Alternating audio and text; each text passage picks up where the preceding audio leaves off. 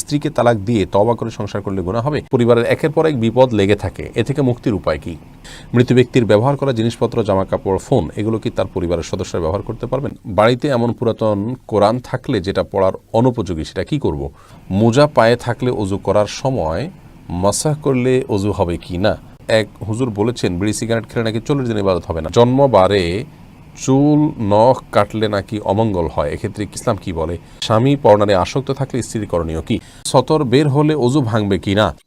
আর বিলম্ব না করে শুরু করি আপনাদের প্রশ্ন উত্তর দেওয়ার পালায়। এমনি মনির হোসেন জানতে চেয়েছেন সতর বের হলে অজু ভাঙবে কি না?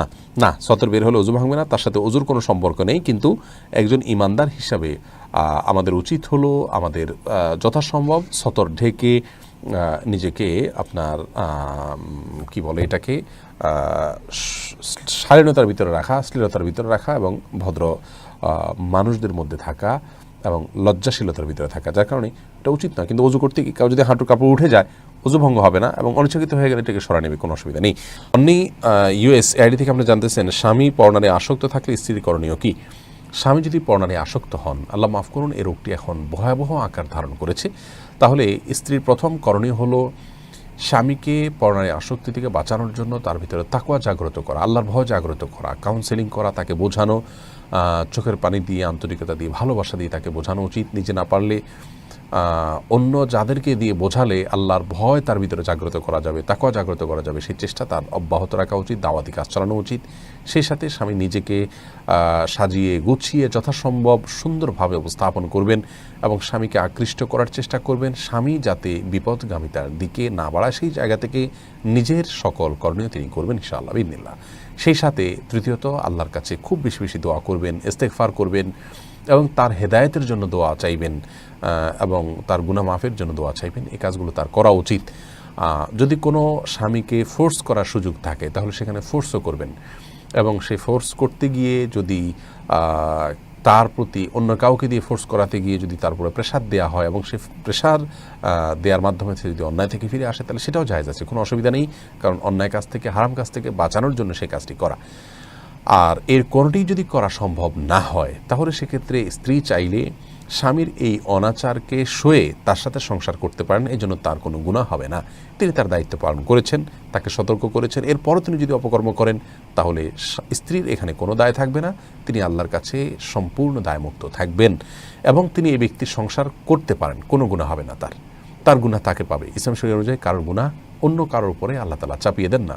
ও আল্লাহ তাযিরু ওয়াজিরাতুন বিজরা উখরা বলেছেন, আল্লাহ তাআলা বলেছেন যে কারোর বোঝা অন্যের উপরে চাপিয়ে দেওয়া হয় না বা অন্য কেউ বহন করবে না, বিধায় তার পাপের বোঝা সে বহন করবে।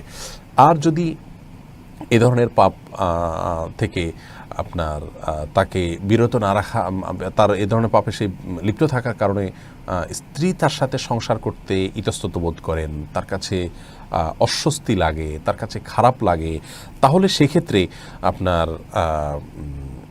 এরকম স্বামীর ঘর তিনি করলেন না, তার থেকে তালাক চাইলেন, সে অধিকার তার আছে, তিনি চাইলে তার থেকে বিচ্ছেদ চেয়ে নিতে পারেন, আর চাইলে তিনি থাকতেও পারেন। আলামিন আহমেদ সিয়াম আপনি জানতে চেয়েছেন জন্মবারে চুল নখ কাটলে নাকি অমঙ্গল হয়, এক্ষেত্রে কি ইসলাম কি বলে? না, এরকম কোনো কথা নেই যে যেদিন জন্ম হয়েছে আমাদের ওই দিনে আমাদের চুল নখ কাটলে অমঙ্গল হয়। এগুলো কুসংস্কার এবং শিরপূর্ণ বিশ্বাস, ইমানের জন্য ক্ষতিকর। আজহারুল ইসলাম জানতেছেন এক হুজুর বলেছেন বিড়ি সিগারেট খেলে নাকি 40 দিন ইবাদত হবে না। না, এটা সঠিক নয়, এটা মাদক সেবনের ক্ষেত্রে বলা হয়েছে। বিড়ি সিগারেটকে ওইভাবে মাদক সরাসরি বলা যাবে না। সৈয়দ আবেদিন আপনি জানতে চেয়েছেন মোজা পায়ে থাকলে অজু করার সময় মাসাহ করলে অজু হবে কি না? আরব কান্ট্রিতে এমন দেখা যায়, এর বিধান কি? মোজা যদি পায়ে থাকে, অজু করার সময় মোজার উপরে মাসাহ করে নিয়ে চলবে, কিন্তু সে মোজা হয় চামড়ার হতে হবে, আর কাপড়ের মোজা হলে এত শক্ত হতে হবে যে যেটা পরে নর্মালি হাঁটা যায় অনেক দূর পর্যন্ত, এবং খুব বেশি পাতলা যেন না হয়, এটি এনশিওর করতে হবে। তাহলে সেক্ষেত্রে কাপড়ের মোজাতেও মাসাহ করা যাবে। আরব কান্ট্রিতে যেটি হয় সঠিক আছে, আপনি যেটি দেখেছেন অজু করার পর, পূর্ণাঙ্গ অজু করার পর যেখানে হাত পাও ধোয়া হয়েছে, সেই অজুর পর অজু অবস্থায় যদি মোজা পরা হয়, তাহলে বাসা বাড়িতে থাকা অবস্থায় 24 ঘন্টার মধ্যে যতবার অজু হবে মোজা না খুলেই, পাও না ধুয়ে মোজার উপরে শুধুমাত্র ভিজা হাত মোজার উপরে অংশ দিয়ে মাসাহ করলেও চলবে। বিশেষ করে অ্যাজমার রোগী যারা আছেন তারা এটাকে অ্যাপ্লাই করতে পারেন। আর সফরে থাকলে, জার্নিতে থাকলে 3 দিন 3 রাত পর্যন্ত এই সুবিধা পাওয়া যাবে। ইরশাদ জাহান রাবু আপনি জানতে চেয়েছেন বাড়িতে এমন পুরাতন কোরআন থাকলে যেটা পড়ার অনুপযোগী, সেটা কি করব? কোরআন যদি পড়ার অনুপযোগী হয়, সেই কোরআনকে আপনি চাইলে মাটিতে দাফন করে রাখতে পারেন এমন কোনো জায়গা যেখানে কোরআন অসম্মান হবে না। ধরুন কবরস্থানে কোনো একটা জায়গাটা গর্ত করে আপনি পুঁতে রাখলেন, আস্তে আস্তে মাটির সাথে মিশে শেষ হয়ে গেল। আপনি চাইলে সেটাকে পানিতে ফেলে দিতে পারেন, এমন কোনো পানিতে যেখানে কোরআনের সরাসরি অসম্মান হওয়ার সম্ভাবনা কম থাকে। ধরুন ময়লা পানিতে ফেললেন না, ড্রেনে ফেললেন না, নদীতে ফেলে দিলেন, এরকম করতে পারেন। আর কোরআন যদি ব্যবহার অনুপযোগী হয়, সেটাকে পুড়িয়ে ফেলারও সুযোগ আছে। এখন পুড়িয়ে ফেলাটা আমাদের দেশে একটু জটিল, কারণ আমাদের দেশে মানুষ কোরআন সাধারণত কোনো কিছুর প্রতি বিতৃষ্ণ হলে রিয়্যাক্ট করে কোরআন পড়ে থাকে। তো সেই জায়গা থেকে পুড়ে ফেললে আপনার পুড়ে ফেলাটা, আমাদের সামাজিকভাবে পুড়ে ফেলাটা মানে হলো তার প্রতি বিতৃষ্ণ ভাব প্রকাশ করা, ক্ষোভের প্রকাশ করা। সেই জায়গা থেকে এটা না করা উচিত, কারণ কেউ সেখান থেকে ভুল বুঝতে পারেন। কিন্তু যদি কেউ দেখবেন না, কেউ ভুল বোঝার আশঙ্কা না থাকে, তাহলে বিভিন্ন সালাফ থেকে এরকম এটাকে পুড়ে ছাইগুলোকে দাফন করে ফেলানোর বিষয়টি বর্ণিত আছে। কারণ এখানে ইন্নামাল আমানাবিন নিয়াত, উদ্দেশ্য তো আসলে ক্ষোভ প্রকাশ নয়। উদ্দেশ্য হলো এটা যাতে অসম্মানজনকভাবে না থাকে, এই জন্য এটাকে একটা সুন্দর পরিসমাপ্তির দিকে নিয়ে যাওয়া। সেই জায়গা থেকে এটাও জায়েজ আছে। কিন্তু ওই যে আগেই বললাম যে আমাদের সামাজিক প্রেক্ষাপটকে মাথায় রেখে বা বর্তমান পৃথিবীতে মানুষ ক্ষোভের চোটে আগুনে পুড়ে ফেলে, সেই জায়গা থেকে আগুনে পুড়ে ফেলা উচিত নয়। কিন্তু এমনি কোরআন হাদিসে কোথাও এটা ডাইরেক্ট আগুনে পড়তে নিষেধ করা হয়নি। তারপরে এটাকে অ্যাভয়েড করে আমরা বিকল্প যেগুলো আছে মাটির নিচে, পানিতে, সেগুলোতে অবলম্বন করাই হলো বেশি উচিত এবং ভালো আমাদের জন্য অন্তত। ফাহাদ ফাতেমা, আপনি জানতে চেয়েছেন মৃত ব্যক্তির ব্যবহার করা জিনিসপত্র, জামা কাপড়, ফোন, এগুলো কি তার পরিবারের সদস্যরা ব্যবহার করতে পারবেন? হ্যাঁ, অবশ্যই করতে পারবেন, এবং এগুলো ওয়ারিসদের হক। ধরুন কেউ মারা গেলেন, তার এই জাতীয় ব্যবহারগুলোর আপনার তার ওয়ারিসদের মাঝে বন্টন হবে। প্রত্যেকটাতে তাদের অধিকার আছে। তারা মিউচুয়ালি যদি ডিসিশন নেন যে আমরা এটা অমুককে দিয়ে দিলাম, বা অমুকে এটা নিলাম, অমুকে এটা নিলাম, এবং এক্ষেত্রে আমাদের যে অধিকারের কম বেশ আছে সেটা আমরা স্যাক্রিফাইস করলাম একে অন্যের জন্য, তাহলে সেক্ষেত্রে এটা জায়েজ আছে। ধরুন কোনো বাবার মৃত্যুর পর ছেলেমেয়েরা সবাই মিলে বাবার সম্পদগুলোকে, ব্যবহার্য আসবাবগুলোকে তারা ভাগযোগ করে নিলেন, অথবা কোনো একজনকে দিলেন, এটি জায়েজ আছে, কোনো অসুবিধা নেই। অনেকে মনে করেন মৃত ব্যক্তির আসবাবপত্র এগুলো সন্তানরা ব্যবহার করতে পারেন না, এগুলো দান করে দিতে হয়। না, দান করে দিতে হয়, এমনটি বাধ্যতামূলক নয়। আফিয়া ইবনাত আনিসা, আপনি জানতে চেয়েছেন শপথ করার পর শপথ ভঙ্গ করলে কি কাফারা আদায় হবে? শপথ করার পর যদি কেউ শপথ ভঙ্গ করে ফেলেন, তাহলে সেক্ষেত্রে শপথের যে কাফারা আছে সেই কাফারা আদায় করতে হবে। আর সে আদায় হলো, সে কাফারা হলো, ক্ষতিপূরণ হলো আপনাকে 3টা রোজা রাখতে হবে, অথবা 10 জন মিসকিনকে খাদ্য দিতে হবে। কৃতদাস আজাদ করার অপশন আছে, সেটা আমাদের কাছে এই মুহূর্তে নাই, সেজন্য আমরা এই দুটি অপশনের কথা বললাম। আফরোজা আক্তার জানতে চেয়েছেন আমার এক আত্মীয়কে জাদু করে, এটা শোনার জন্য কোনো গণকের কাছে গেল, এতে কি পাপ হবে? জানলে ভালো হতো। আপনার আত্মীয়কে জাদু করা হয়েছে, এটা জানার জন্য গণকের কাছে যাওয়া যাবে না। গণকের কাছে গেলে 40 দিনের ইবাদত কবুল হয় না, এটি গুনাহের কাজ এবং হারাম কাজ। বরং জাদু করা হয়েছে এরকম যদি আপনাদের সন্দেহ হয়, তাহলে যারা ঝাড়ফুঁক করে থাকেন, জাদু ট্রিটমেন্ট করে থাকেন কোরআন হাদিসের আলোকে, সেই মানুষদের কাছে আপনারা গেলে তারা আপনাকে বলে দিবে যে আপনার কি করা উচিত এবং কি করা উচিত নয়, সমাধানের পথ কি হবে। আফনান করিম শারমি, আপনি জানতে চেয়েছেন মেয়েদের লাশ কে বহন করতে পারবে? যে কেউ বহন করতে পারবে, অসুবিধা নেই। লাশ বহন করার জন্য মাহরাম হতে হবে এমন কোনো কথা নেই, তবে মাহরাম থাকলে তারা অবশ্যই ধরা উত্তম হবে, এতে কোনো সন্দেহ নেই। সোহাগ মণ্ডল জানতে চেয়েছেন পরিবারের একের পর এক বিপদ লেগে থাকে, এ থেকে মুক্তির উপায় কি? বিপদ থেকে মুক্তির জন্য প্রথম কথা হলো পরিবারের মধ্যে কোনো আল্লাহর নাফরমানি হচ্ছে কিনা, অবাধ্যতা চলছে কিনা, ইভেন কোনো ছবি, কোনো প্রিন্টেড কোনো ছবি কোনো কার্টুন কাগজে পড়ে আছে কিনা, এগুলো সবগুলো একত্র করে ফেলে দেওয়া উচিত, বাসায় এগুলো রাখা উচিত, কোনো ছবি টাঙিয়ে রাখা উচিত নয়। রহমতের ফেরেশতা আসার পথে যে বাধা আছে সে বাধাগুলো দূর করা উচিত। পিস টিভিতে আমাদের একটি ধারাবাহিক আলোচনা ছিল যেসব কারণে ঘরে রহমতের ফেরেশতা আসেন না, সেই কারণগুলো থেকে আপনার কি যেন বলে, নিজেদের বাসা বাড়িকে মুক্ত করা দরকার। তাহলে সেক্ষেত্রে ইনশাআল্লাহ বিদিনা অনেকখানি আমরা রক্ষা পেতে পারবো। সেই সাথে সবাই তাকওয়া অবলম্বন করা উচিত। আর বিপদ আপদ দূরের জন্য কমন যে আমলগুলো আছে, যেমন দুরূদ বেশি বেশি করে পাঠ করা, ইস্তেগফার বেশি করে পাঠ করা, দোয়া ইউনুস লা ইলাহা ইল্লা আনতা সুবহানাকা ইন্নী কুনতু মিনাজ জালিমিন বেশি পাঠ করা, এগুলো করা উচিত।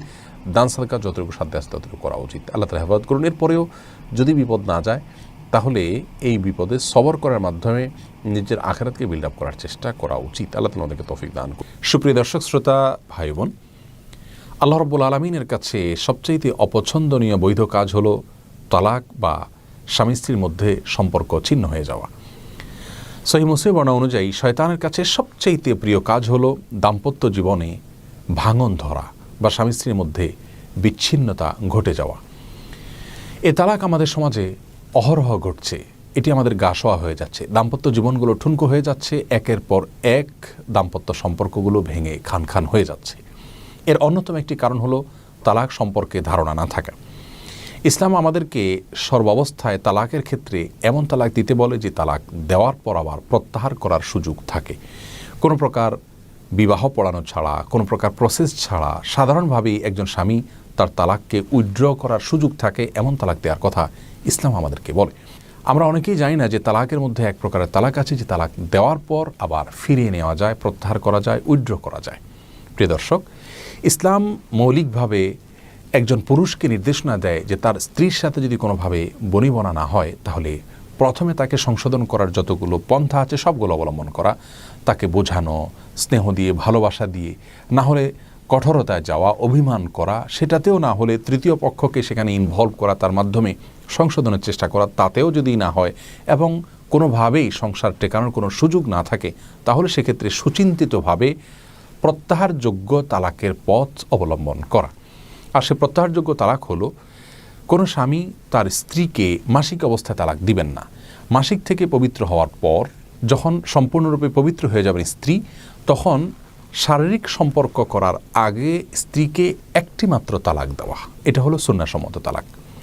কোনো স্বামী যদি এই পদ্ধতি অনুযায়ী স্ত্রীকে মাত্র একটি তালাক দেন তাহলে সেক্ষেত্রে সেই তালাক দেওয়ার পর তিনি ইদ্যতের মধ্যে প্রত্যাহার করে নিতে পারেন। ইদ্যত হলো পরবর্তী 3টা মাসিক, যখন তিনি তালাক দিলেন এর পরবর্তী যে মাসিক হবে, এই মাসিকের পরবর্তী আরও একটা মাসিক এবং আরও একটা মাসিক, পরপর 3টা মাসিক অতিক্রান্ত হওয়া, এটা হলো ইদ্যত অতিক্রম হওয়া।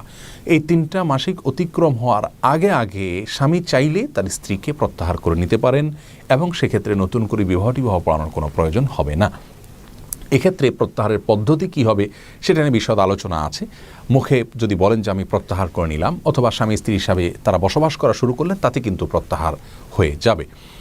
আর যদি ইদ্যত শেষ হয়ে যায়, অর্থাৎ একটা তালাক দেওয়ার পর স্ত্রীকে আর কোনো তালাক দেয়া না হয়, বরং 3টা মাসিক পার হয়ে যায়, তাহলে সেক্ষেত্রে তাদের মধ্যে সম্পর্ক ছিন্ন হয়ে যায়। কিন্তু পরবর্তীতে আবার আকদের মাধ্যমে তারা চাইলে কোনো কালে আবার একে অন্যের সঙ্গে বিবাহ বন্ধনে আবদ্ধ হতে হয়, সেক্ষেত্রে অন্যত্র বিবাহের কোনো প্রয়োজন হয় না। তাহলে শুধুমাত্র একটি বিষয় খেয়াল করতে হয়, তা হলো তালাকের ক্ষেত্রে কোনো অবস্থায় সরাসরি 3 তালাকে যাওয়া যাবে না। এক শব্দে 3 তালাক দিলে পতিত হবে কিনা সেটি অনেক বিশদ আলোচনা সাপেক্ষ বিষয়, কিন্তু 1 তালাক, 2 তালাক, 3 তালাক এভাবে যদি বলে তাহলে সেক্ষেত্রে কিন্তু একাধিক তালাক পতিত হয়ে যায়। আর এরকম যদি হয় তাহলে সেক্ষেত্রে আর ফিরিয়ে নেওয়ার সুযোগ থাকে না। এজন্য আমরা অনেকেই তালাক দিতে গিয়ে দেখা যায় যে 3 তালাক বরং 3000 তালাক দিচ্ছি, স্ত্রীকে তো স্ত্রীকে, স্ত্রীর 14 গোষ্ঠীকে ধরে তালাক দিয়ে দিচ্ছি রাগের মাথায়। এগুলো সবগুলো মূর্খতার সুলভ কাজ, যেগুলোর জন্য পরবর্তীতে আমাদেরকে প্রায়শ্চিত্ত করতে হয়। এজন্য আমাদেরকে প্রত্যাহারযোগ্য তালাকের দেওয়ার ক্ষেত্রে যে বিষয়টি খেয়াল করতে হবে, একটি তালাক দিতে হবে এবং এরপরে অপেক্ষা করতে হবে। যদি ইদ্যতের মধ্যে নিজেদের মধ্যে বনিবনা হয়ে যায়, আলহামদুলিল্লাহ, তারা প্রত্যাহার করে নেবেন, এরপরে আর 2 তালাকের স্কোপ থাকবে। আর যদি ইদ্যত পার হয়ে যায় তারপরেও আকদের মাধ্যমে তারা আবার একে অন্যের সঙ্গে সংসার করার সুযোগটা খোলা থাকে। আর যদি 1 তালাক দেওয়ার পরে কোনো কালে আবার 2য় তালাকও দেন বা 1 তালাক দেওয়ার পরে 2য় তালাকও দেন, তাহলেও সেক্ষেত্রেও প্রত্যাহার করার সুযোগ থাকে ইদ্যতের মধ্যে। কিন্তু 3য় তালাক দিয়ে ফেললে তখন আর প্রত্যাহার করার কোনো সুযোগ থাকে না। তাহলে তালাক 3য়টা দেওয়া, এটা হলো প্রত্যাহারের দুয়ারকে বন্ধ করে।